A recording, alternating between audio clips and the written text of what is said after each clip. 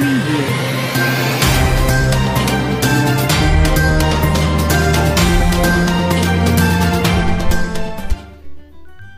Salut à tous et bienvenue une fois de plus sur votre chaîne d'actualité.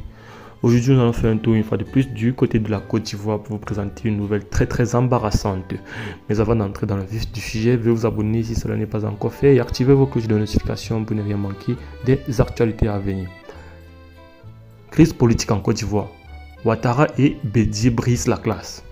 Le président ivoirien Alassane Ouattara, réélu à la tête de la Côte d'Ivoire pour un troisième mandat controversé, et son principal opposant, l'ex-président Henri Konan Bédié, ont brisé la glace lors de leur rencontre mercredi à Abidjan, destinée à apaiser les violences électorales meurtrières en Côte d'Ivoire. Je cite, « C'était une première rencontre pour briser la glace et rétablir la confiance ». Fin de citation, a déclaré le président Ouattara au terme de l'entrevue qui a duré une quarantaine de minutes à l'hôtel du Golfe, un lieu symbolique de la crise post-électorale de 2010-2011. Je cite, « Nous avons pu briser le mur de glace et le mur de silence ». Fin de citation, a renchéri HKB. Les deux hommes promettant d'autres rencontres à venir lors d'un bref point de presse commun dans le hall de l'hôtel devant une centaine de journalistes. C'était la première rencontre entre les deux hommes.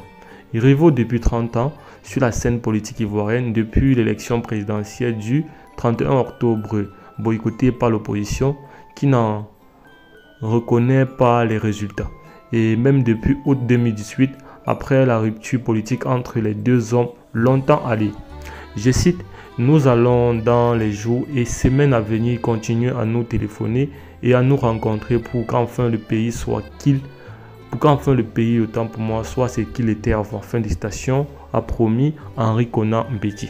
Je cite, « La paix est la chose la plus chère à tous les deux et à tous les Ivoiriens et nous avons dédié d'œuvrer pour qu'il en soit ainsi ». Fin de citation, a assuré le président Ouattara, alors que la Côte d'Ivoire est secouée depuis 3 mois par des violences électorales qui ont fait 85 morts et près de 500 blessés. C'est dans ce même hôtel du Golfe qu'Alassane Ouattara, alors président élu, s'était installé avec son gouvernement et ses alliés de l'époque, dont Henri Konan Bédié, lors de la crise de 2010-2011 qui l'opposait à Laurent Gbagbo, ce dernier refusant de reconnaître sa défaite à la présidentielle. Rivaux puis alliés. La crainte d'une escalade des violences reste présente en Côte d'Ivoire. 10 ans après cette crise qui avait fait 3000 morts ainsi que 3 millions de réfugiés et 1 million de déplacés internes en Côte d'Ivoire selon l'ONU. L'opposition conteste la réélection d'Alassane Ouattara pour un troisième mandat qu'elle juge inconstitutionnel.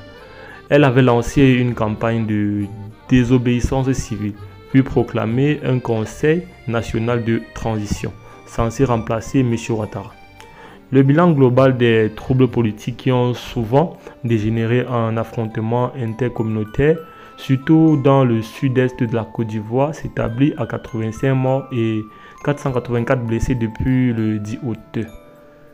A annoncé mercredi le ministre de la Communication et porte-parole du gouvernement, Sidi Touré,